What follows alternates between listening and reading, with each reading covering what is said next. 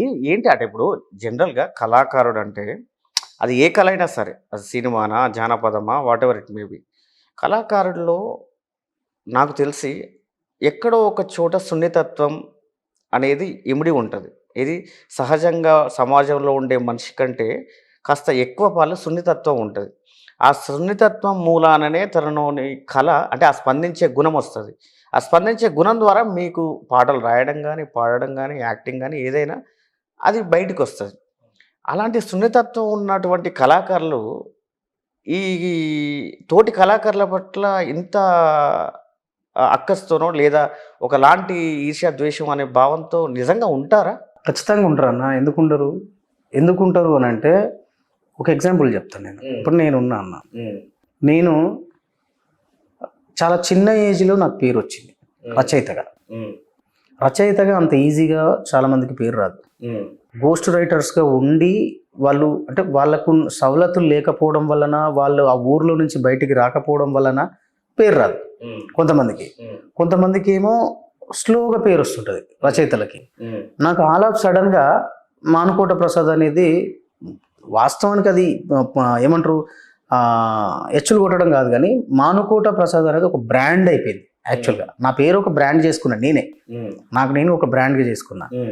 నాకు వచ్చిన పేరుని నాకంటే సీనియర్ రచయితలు కావచ్చు, సీనియర్ సింగర్స్ కావచ్చు, నాకంటే నాతో సరిసమానంగా ఉన్న గాయకులు కావచ్చు, సింగర్స్ కావచ్చు తట్టుకోలేకపోయిళ్ళు.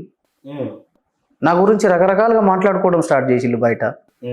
అవన్నీ మళ్ళీ నాకు వినిపిస్తూనే ఉంటాయి. ఓకే. అంటే అవి వినిపించినప్పుడు నాలాంటోడు నేను బేసికల్గా మీరు అన్నట్టు కళాకారుడు సున్నితంగా ఉంటాడన్న. అవి వినిపించినప్పుడు ఏమనిపిస్తుంది అంటే మానసికంగా కొంచెం ఇబ్బంది పడతారు. వాళ్ళతో నాకేందిలే అనుకుంటే మూవ్ ఆన్ అవ్వచ్చు. అట్లా అవ్వలేని వాళ్ళు ఉంటారు చూసినా మానసికంగా కుంగిపోతారు. అయితే ఇక్కడ కళాకారులకు బేసికల్గా ఏమైపోతుంది అంటే అన్న మీరు అన్నట్టు ఈర్ష్య భావం, ఈగోలు ఎందుకుంటాయి. ఈగో వచ్చేసరికి ఏమైంది, నేను సీనియర్ రచయితని, నేను సీనియర్ సింగర్ని, వీళ్ళు నిన్న మొన్న వచ్చిన వాళ్ళు వీళ్ళు ఇంత బిల్డప్ ఇస్తున్నారు అనే ఒక ఈగో. వాడు ఏమన్నాడు ఇక్కడ వీళ్ళని, అయినా కూడా వాడి జుత్త కోపం వస్తుంటుంది. వీడికి ఇంత సడన్గా పేరు వచ్చింది ఏంది, వీడికి ఇంత సడన్గా పేరు వచ్చింది ఏందని ఒక కోపం వీడికి కనిపిస్తుంటుంది. ఎందుకంటే వీడికి హిట్ ఉండదు. ఇప్పుడు వీడు సీనియరే కావచ్చు, ఈయన సీనియర్ అయినా కానీ ఈయనకి హిట్ లేదు, ఒక 5 ఏళ్ళ నుంచి హిట్ లేదు అనుకుందాం. ఇటు సడన్గా రాత్రి సెలబ్రేట్ అయ్యాడు, తట్టుకోలేడు.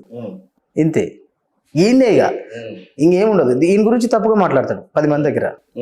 ఈ 10 మంది మళ్ళీ ఆయనకి చెప్తారు, వాడు ఇంకో 10 మందికి ఈయన గురించి తప్పుగా మాట్లాడతాడు. ఇదే ఇక ఇవే కోపాలు, ఇవే తాపాలు. కానీ మళ్ళా ఏదైనా ఆపద సంపద ఉందంటే మాత్రం ఖచ్చితంగా అందరూ ఒక్కటవుతారు, కలిసి వస్తారు. ఇది ఇప్పుడు సంపద లాంటి ప్రోగ్రామ్. ఆపద అయినప్పుడు అందరు వచ్చినప్పుడు, సంపద అయినప్పుడు కూడా అందరు రావాలి కదా, అందరు ఉండాలి కదా. ఓన్లీ 60 మందే లేరు కదా. 60కి ఇంకో 60 కలిపితే 120 మంది కూడా ఉన్నారు.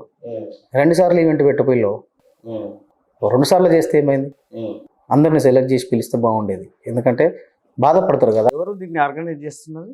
వాళ్ళే, బిగ్ టీవీ వాళ్ళే చేస్తారు. టీవీ వాళ్ళు ఓకే. మీ కళాకారుల సెలక్షన్ లేదా దీని గురించి మధుప్రియ చేస్తున్నది. మధుప్రియ చేస్తుంది అంటే సెలక్షన్ చేసింది ఆమెనా కాదా నాకు తెలియదు, కానీ ఆమెనే ముందుండైతే నడిపిస్తుంది. ఎందుకంటే ఆ రోజు యాంకరింగ్ ఆ అమ్మాయి చేసింది. ఓకే. అంటే మీ కళాకారులలో ఈ చర్చ అయితే జరుగుతుందా? 100% జరుగుతుంది అన్న. అంటే వాస్తవానికి ఇప్పుడు మీరు ఇక్కడ చర్చ పెట్టడం కూడా మంచిది నాతో. ఎందుకంటే ఈ విషయం వాళ్ళకి తెలియాలి కదా, ఈ చర్చ జరుగుతుందన్న విషయం కూడా తెలియాలి కదా. వాళ్ళకి పూర్తి స్థాయిలో టీవీ ఆర్గనైజర్స్ కావచ్చు, లేకపోతే ఇది నడిపించే కళాకారులకు కావచ్చు, ఎవరైతే ముందు వరుసలోనే నడిపిస్తున్నారో వాళ్ళకు కూడా ఈ చర్చ జరుగుతుంది, అరే ఇంతమంది బాధపడుతున్నారు అనేది తెలియకపోతే ప్రమాదం. ఇప్పుడు దీనికి ప్రామాణికము ట్రెండింగే అనుకుంటే, యూట్యూబ్ సాంగ్స్ హిట్సే అనుకుంటే అట్లా కూడా చాలా పాటలు ఉన్నాయి కదా, మరి చాలా జరుగుతున్నాయి కదా, చాలా పాటలు ఉన్నాయి. దానికి ఆల్టర్నేటివ్ ప్రోగ్రామ్ కూడా వస్తుంది అన్న, దాని తొందరలోనే వస్తుంది. చాలా పెద్ద ప్రోగ్రామ్ వస్తుంది. ఈ హిట్ సాంగ్స్లలో ఈ రాను రాను రాను బొంబాయి అనే పాట ఒకటి బాగా హిట్ అయింది కదా మధ్యలో. ఇప్పుడు ప్రజెంట్ కూడా అది హిట్ ట్రెండింగ్ లోనే ఉంది. అది ఎవరు రాసింది యాక్చువల్గా? ఫస్ట్ నేను రాసిన ఆ పాట. నిజమా? నమ్మవా? నువ్వే నమ్మకపోతే వాళ్ళకి నమ్ముతారే. అట్లా కాదు, ఇప్పుడు సమాజానికి తెలియదు, నాకు తెలియదు, సమాజానికి తెలియదు. ఇప్పుడు ఆ పాట అంటే ఓపెన్ చేయగానే ఎవరు, అబ్బాయి పేరు ఏం పేరు, రాము రాథోడ, తన పాటే అనుకుంటారు. అంటే యాక్చువల్గా ఇప్పుడు ఇప్పుడు ఇప్పుడు ట్రెండ్ అవుతున్న పాట అయితే ఆ తమ్ముడు రాసింది, రాము రాథోడ్ రాసింది. అంతకు ముందు నేను రాసింది ఆ పాట. ఎప్పుడు జూలై 2024లో D10లో ఆ తమ్ముడు పార్టిసిపేషన్గా ఉన్నప్పుడు నాకు కాల్ చేసి ఆ ట్యూన్ పంపించిండు. అన్న ఈ పాట రాసి పెట్టవా అన్న అని. సరే తమ్మి రాసి పెడతా అని జూలైలో పంపిస్తే, జూన్లో పంపిస్తే, జూలై కాదు జూన్లో పంపిస్తే ఆగస్టులో రాసి ఇచ్చాను నేను పాట. ఓకే. ఆ పిల్లగాడే ట్యూను ఆ పల్లవి అంతా రాసి ఆ పల్లవి 4 లైన్లు నాకు రాసి పెట్టిండు. దాంట్లోనే ఉంది. క్యూ వాయిస్ పంపించిండు. నేను పాట మొత్తం రాసి ఇచ్చి మళ్ళీ ఆ తమ్ముడికి మెసేజ్ కూడా చేసిన 1 వీక్ తర్వాత. తమ్మి ఏమైంది పాట ఎప్పుడు చేస్తావు అంటే, అన్న నేను ప్రాక్టీస్లో ఉన్నా, డీలో ఉన్నా కదా, ఇది అయిపోయినాక మీకు టచ్లోకి వస్తాను అన్నాడు. ఇంకా తర్వాత టచ్లోకి రాలేదు. కట్ చేస్తే పాట ఆడియో అయిపోయింది. ఓ రోజు స్టూడియోలో కలిసిండు నాకు. తమ్మి ఏమైంది ఆ పాట ఎప్పుడు చేస్తావు తమ్మి, రాసినా కదా ఎప్పుడు చేస్తావు అని అన్న ఆ పాట అయిపోయిందన్నా అన్నాడు. అదేం తమ్మి నేను లేకుండా నువ్వు ఎట్లా పాడినావు అని అన్నా. కామన్గా ఏంటంటే రచయిత ఉన్నప్పుడు పాడితే బాగుంటుంది, ఏమన్నా మార్పులు చేర్పులు ఉంటే చేయొచ్చు అనేది ఒక కాన్సెప్ట్ ఉంటుంది. అది మొత్తం మళ్ళీ నేను రాసుకున్నా చేసిన అన్నాడు. మరి నాకు చెప్పకుండా నువ్వు ఎట్లా మార్చుకుంటావు అని అడిగినాను. సారీ అన్న నాకు ఇక అని గులుగుతున్నాడు. అంటే దీంట్లో క్లారిటీ ఏంటంటే, తను మిమ్మల్ని అప్రోచ్ అయినప్పుడు మీరు పాట మీరు వర్షన్ రాసిచ్చిండ్రు. అవును. తర్వాత నచ్చలేదని చెప్పేసి తను వర్షన్ రాసుకున్నాడు. అవును. మీరు రాసింది దాంట్లో ఏమన్నా మిక్స్ అయిందా? లేదు లేదు, అట్లేం లేదు, కంప్లీట్గా మార్చుకున్నాడు. దాంట్లో తేడా ఏం లేదు. కంప్లీట్ లిరిక్ అంతా ఒక వర్షన్ మీరు రాసిండ్రు. ఒక వర్షన్ నేను రాసిన, ఆ వర్షన్ ఆ పిల్లగాడికి నచ్చలేదు వాస్తవానికి. ఆ విషయం నాకు చెప్తే అయిపోతుండే, నేనే మళ్ళీ ఇంకొక వర్షన్ రాసిచ్చుటోని. నాకు ఆ విషయం చెప్పకుండా మరి అన్న ఏమనుకుంటాడు అనుకున్నాడు, మరి ఏం ఫీల్ అయ్యాడో తెలియదు నాకు. చెప్పకుండా మార్చుకుని లిరిక్ అంతా మార్చుకుని పాడేసుకున్నాడు. ఇక నేను అడిగితే ఆ పిల్లగాడి దగ్గర ఆన్సర్ లేదు. లైట్ తీసుకున్నాను నేను కూడా. విషయం ఏంటంటే, బయటి వాళ్ళకి పాట రాసినప్పుడు మనం అడ్వాన్స్ తీసుకోవడం, పాట డబ్బులకే రాస్తాం, అడ్వాన్స్ తీసుకొని రాస్తాం. మన వాళ్ళకి అనుకున్నప్పుడు ఏ అడ్వాన్స్ అడగకుండా పాట రాసిస్తాం. ఆ పిల్లగాడికి నేను ఎప్పుడు చెప్తున్నా, ఆ పాట ఒక వర్షన్ రాసిచ్చిన, నేను నా టైం స్పెండ్ చేసిన, నా ఆలోచనని స్పెండ్ చేసిన, ఇంత స్పెండ్ చేసిన. మరి అన్నా నువ్వు ఒక వర్షన్ రాసినావు కదా, నీకు డబ్బులు ఇస్తే పట్టు. నా పిల్లగాడు రాలేదు, నేను అడగలేదు. 400 మిలియన్లు పోయింది చెప్తున్నాడు, అక్కడక్కడ ₹1,00,00,000 వచ్చినాయి అని. అన్న మరి నీకు ఇంత ఇస్తా, నువ్వు వర్షన్ రాసినావు, నీకు చెప్పకుండా చేసినా అని. అంటే నాకు ఇప్పుడు ఇవ్వాలని నేను అడగట్లేదు, చెప్పట్లేదు, కానీ ఒక ఇట్లా కృతజ్ఞత లేకుంటుంటారు. అదే తప్పన్నా, తప్పది. ₹1,00,00,000 గచ్చిబౌలి ఇల్లు వస్తుందా అని, విల్లా వస్తుందా, బెంజ్ కార్ వస్తుందా ₹1,00,00,000కి? ఆ పిల్లగాడు కూడా చెప్పొద్దు అట్లా ₹1,00,00,000 వచ్చినాయని. అట్లా చెప్తారు. అసలు ఏమవుతుంది అంటే, అట్లా చెప్పుకోవడం వల్ల పాపం చాలా మంది యూట్యూబ్ మీద సంపాదించుకోవాలనే ఆశతోనే వస్తారన్న. ఊర్లో ఏదో వ్యవసాయం చేసుకుంటారు, లేకపోతే ఇంకో పని చేసుకుంటారు. మా దగ్గరకి ఈ పాట ఉంది కదా, మేము చేనులో మొన్న పాడుకున్నాం, ఈ పాట చేస్తే బాగా పోతుందేమో, మాకు కూడా ₹1,00,00,000 వస్తాయి కానీ ఆశతో వచ్చి పైసలు పెడతారు వాళ్ళ ఆశ. అవును, ఈ విషయం మీరు క్లారిటీ ఇవ్వాలి. యాక్చువల్గా చాలామంది విలేజ్లోనే కాదు, ఈవెన్ ఇక్కడ చదువుకునే వాళ్ళు, సోషల్ మీడియాని ఫాలో అవుతున్న వాళ్ళు, మరీ ముఖ్యంగా మీ ఫోక్ సాంగ్స్ని ఎక్కువ కనెక్ట్ అయిన వాళ్ళు, అరే ఈ పాట కొన్ని మిలియన్స్ పోయినాయి, ఇన్ని లక్షలు వస్తాయట, మనకి ఏ జాబ్ లేకున్నా పర్వాలేదు, మనం మధ్యలో చదువు ఆపేసినా పర్వాలేదు, లేదంటే ఇంకేం పని చేయకున్నా పర్వాలేదురా, మనకు ఒక్క హిట్ సాంగ్ పడితే మనకు చాలా డబ్బులు, లక్షలు, కోట్లు వచ్చేస్తాయి అని ఒక అపోహో లేకపోతే సరైన అవగాహన లేకనో కానీ చాలామంది యూట్యూబ్ని నమ్ముకొని వచ్చేస్తున్నారు. వాళ్ళకి మీరేం చెప్తారు? అసలు వాస్తవంగా యూట్యూబ్లో అంత రెవెన్యూ ఉందా? మీ ఫోక్ సాంగ్స్కి అంత రెవెన్యూ వస్తుందా? 100% రాదన్న, 100% రాదు. నేను చెప్తున్నా కదా, ఇప్పుడు రాను బొంబాయికి రాను అనే పాట ఒక్కటి హిట్ అయింది. ఆ తర్వాత ఏ పాటలు హిట్ అయినాయి? ఆ స్థాయిలో ఏ పాట హిట్ కాలేదు. ఇది అదొక్కటి మాత్రమే. అది ఆ పిల్లగాని అదృష్టం. ఆ పాట వాళ్ళు చేసిన షూటింగ్ విధానం కావచ్చు, వాళ్ళు ఎగిరిన డ్యాన్స్ పరంగా కావచ్చు, జనాలకి కనెక్ట్ అయింది. ఆ బీట్ చేసిన మ్యూజిక్ పరంగా కావచ్చు, అది జనాలకు కనెక్ట్ అయింది, నడుస్తుంది. ఓకే, అన్నిట్టు కావు కదా అట్లా. ఇప్పుడు నేనున్నా, గత సంవత్సరం కాలం నుంచి నా ఛానల్, నాకు కూడా సొంత ఛానల్ ఉంది, 7,25,000 సబ్స్క్రైబర్స్ ఉన్నారు నాకు. గత సంవత్సరం కాలంగా నాకు హిట్ లేదు నా ఛానల్లో. రీసెంట్గా మొన్న కమలాపురం రోడ్ ఆట అని ఒక పాట రిలీజ్ చేసిన, 30 మిలియన్లు పోయినాయి. 30 మిలియన్లు పోయినాయి. కమలాపురం రోడ్డాట కాగితాల కంపెనీ, నువ్వు కంకర గొట్టొస్తావా వన్నేలాడి రాదమ్మా. నీ పెళ్ళం సిన్నదిరో నీలి మేఘశ్యామ అది దిట్టి మన్ను వస్తదిరో నా ముద్దుల రాజయ్య.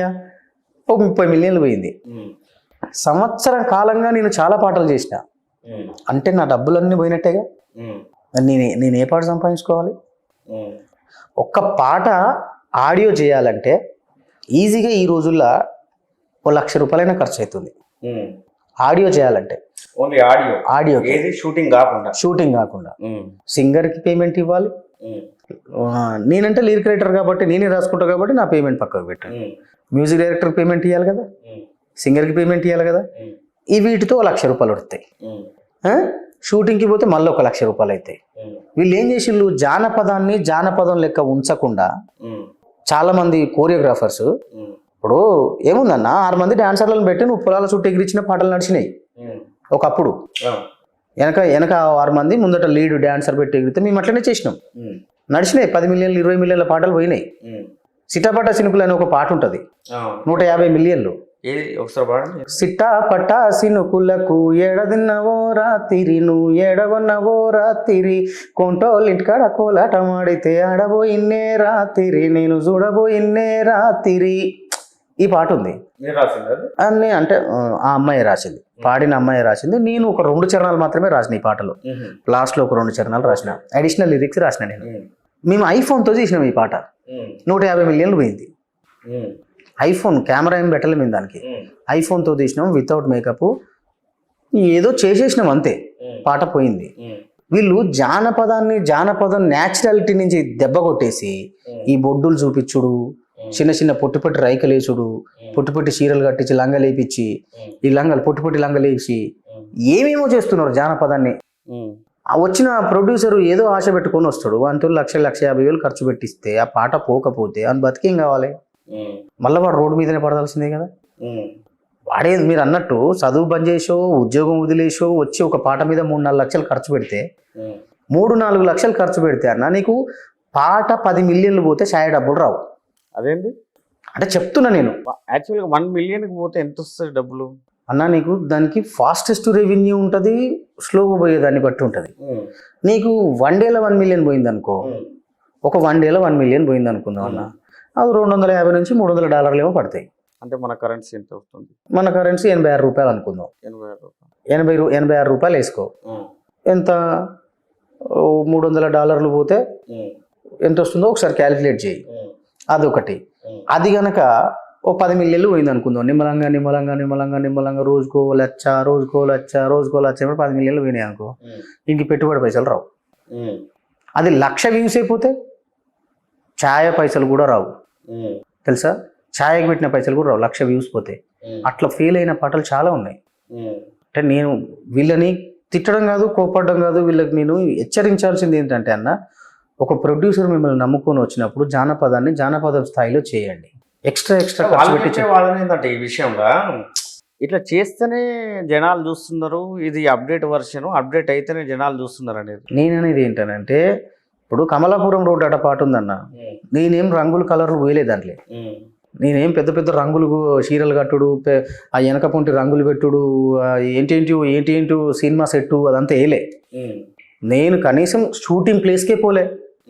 ఆ అమ్మాయి జాన్లీరికి అప్పచెప్పిన, చేసుకొని రారా అన్న.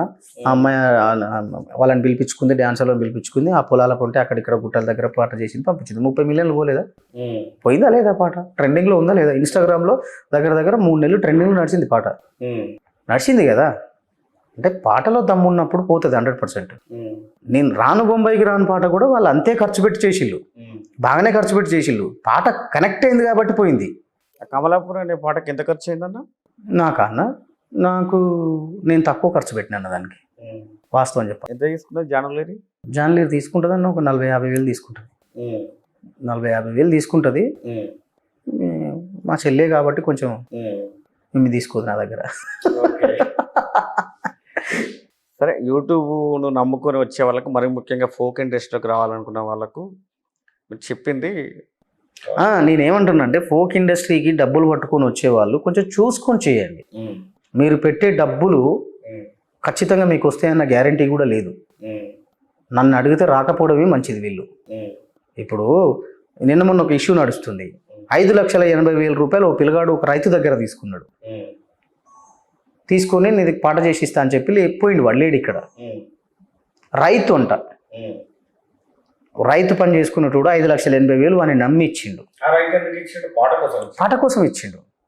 నాకు పాట చేసి అంటే ఒక పాటకు 5,80,000 తీసుకున్నాడు అట. వాడు రచయిత కాదు, సింగర్ కాదు,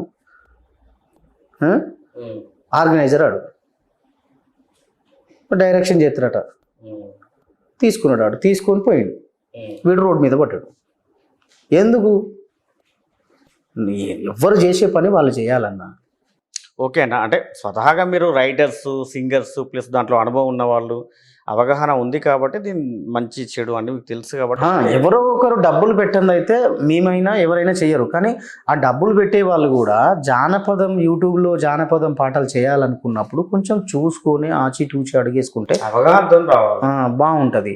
వచ్చి ఎక్కినా మేము 5 లక్షలు పెడతాం, పాటకు 6 లక్షలు పెడతాం, 7 లక్షలు పెడతాం అని అంటే జానపదం రూపు మారిపోతుంది కదన్న. సరే ఓకే అన్న, మీరు మీలో బాగా నచ్చిన పాటలు ఏంటంటే యాజ్ యూజువల్గా ఫోక్ సాంగ్స్ చాలా బాగా రాస్తుంటారు, కానీ ఈ మానవ సంబంధాల గురించి చాలా బాగా రాస్తారు మీరు. నాన్న గురించి ఒక పాట బాగా రాసిండ్రు, సమ్ ఈటీవీలో ఏదో Sridevi drama company, Sridevi drama కంపెనీలో. అది చాలా మందికి కనెక్ట్ అయింది. అవును, ఒకసారి పాడండి అన్న మా కోసం. అంటే బేసిక్గా పాడే ముందు మీ నాన్నతో మీకున్న అటాచ్మెంట్ ఎటువంటిది? ఆ నాన్న యొక్క త్యాగాన్ని, కష్టాన్ని మీరు ఎట్లా సమాజానికి అందిద్దాం అనుకున్నారు? మా నాన్నతో నాకు చాలా మంచి ర్యాప్ ఉంటుంది అన్న. బేసిక్గా ఒక ఫ్రెండ్స్, అంటే ఫ్రెండ్స్ ఎట్లయితే మాట్లాడుకుంటారో అట్లా మాట్లాడుకుంటాం మేము. ఇప్పుడు ఫోన్ చేసిందంటే నేను డైరెక్ట్ మా నాన్నను, హలో మిస్టర్ డాడీ ఎక్కడున్నావు అంట. చెప్పరా బేటా ఏడున్నావు అంటాడు. తిన్నావా, ఏడున్నావు, ఏం చేస్తాను, నేను ఇప్పుడే స్టూడియో పోతున్నా నాన్న అంటే, జాగ్రత్త బండి స్పీడ్గా పో నీకు అనిమలంగా పో. నేను కూడా ఆయనకు అదే విధంగా చెప్పి. ఏ సందర్భంలో రాసిండ్రన్నా నాన్న మీద ఈ పాట? అంటే అది నా ఫాదర్స్ డే అప్పుడు రాసిన. దాంట్లో స్పెషల్గా అది మా నాన్న స్టోరీ, మా నాన్న గురించే రాసుకున్నాను నేను. అది అవునా, అంటే అందరికీ కనెక్ట్ అయ్యే విధంగా మా నాన్నని ఇంక్లూడ్ చేస్తూ రాసిన. నేను నా ఫస్ట్ ఆల్బమ్ చేసినప్పుడు, మానకోట మట్టి పాట అనే ఫస్ట్ ఆల్బమ్ చేసినప్పుడు మా నాన్న 60,000 రూపాయల చిట్టి నడిపించుకుంటున్నాడు, చిట్టి కట్టుకుంటున్నాడు, 60,000 చిట్టి. నాకు డబ్బులు కావాలి, ఆడియో రికార్డ్ చేయడానికి డబ్బులు కావాలి. నేను తిప్పలు పడుతున్నా, డబ్బులు నాకు ఆడ ఏముంటాయి. నేను అప్పుడు ఏం చదువుతున్నా, డిగ్రీ ఫైనల్ ఇయర్ చదువుతున్నా. డిగ్రీ ఫైనల్ ఇయర్లో నా దగ్గర 40,000-50,000 రూపాయలు ఉంటాయా? కష్టం, చాలా కష్టం. 10 రూపాయలు ఉండడమే చాలా కష్టం నాకు. ఛార్జీలకు 10 రూపాయలు అంటేనే మా అమ్మ తిట్టేది, ఇబ్బంది అంత ఉండేది. ఆ టైంలో ఆయన 60,000 రూపాయల చిట్టి లేపి నాకు 40,000 రూపాయలు ఇచ్చిండు. నేను అదే రాసిన ఆ పాటలో. దాంట్లో హుక్ లైన్ ఉంటుంది, తన భుజములు తడిమి చూడరా, నిన్ను మోసిన గురుతులుంటవి, తను నడిచిన దారి గుండరా, ఎనలేని త్యాగముంటది, తన కన్నుల తడిని తాకరా, తన లోకం పిల్లలంటవి, నాన్న నీ కొందనం, నీ ప్రేమే బృందావనం, నాన్న నా ప్రతి విజయం నువ్వు చూపిన ఓ జాలి గుణం. నేను ఇవాళ విజయం సాధించి ఈ స్థాయిలో ఉన్నా అంటే దానికి కారణం నాన్న చేసిన త్యాగం. తన ముడుతల చేతులనే మురిపంగా తాకాలి, తన కష్టం విలువేంటో అవి నీతో చెబుతాయి, అరుగున అరిగిన చెప్పులురా, తన అంగికి చెమటల మరకలురా. అంటే మా నాన్న తాళ్ళెక్కుతాడన్న. బేసికల్గా తాడెక్కితే తాడికి ఈ చేతులు పెట్టి ఎక్కుతారు కదా తాడి చెట్టుకి. మా నాన్న చేతులు చూసినప్పుడల్లా ఇంత పెద్ద కాయలు ఉంటాయి. గౌన్లో ఆయనకి ఎవరికైనా ఈ కాయలు ఉంటాయి, ఈ కమిలిపోయి కాయలు అవుతాయి. అవన్నీ ముడతలు ఉంటాయి అన్న. ఇదన్నీ చాలాసార్లు నేను చూసేది మా నాన్న. అది అది అందుకే రాసిన అది. తన ముడుతల చేతులనే మురిపంగా తాకాలి, తన కష్టం విలువేంటో అవి నీతో చెబుతాయి, ఎందుకో తెలియదు నాన్నంతే ఎవరికి చెప్పడు బాదుంటే, ఎందుకో తెలియదు నాన్నంతే భవిష్యత్తుకు బాటలు వేస్తాడే, తనకివ్వడం ఒకటే తెలుసు కదా, నే చెప్పేదే ప్రతి నాన్న కదా, నాన్న నీ కొందనం నీ ప్రేమే బృందావనం, నాన్న నా ప్రతి విజయం నువ్వు చూపిన ఓ జాలి గుణం. అది చాలా అద్భుతంగా రాసింది. అంటే ఆయనకి ఎంత కష్టం ఉన్నా చెప్పుకోడు కదన్న, చెప్పుకోడు. కానీ మనం ఎదగాలనుకునేది మాత్రమే తాపత్రయపడతాడు. ఆయన మనం ఏ స్థాయికి ఎదగాలనుకుంటున్నామో చెప్తాడు, కానీ ఎదగడం కోసం ఏం చేస్తుండ అన్న విషయం కూడా చెప్పడు.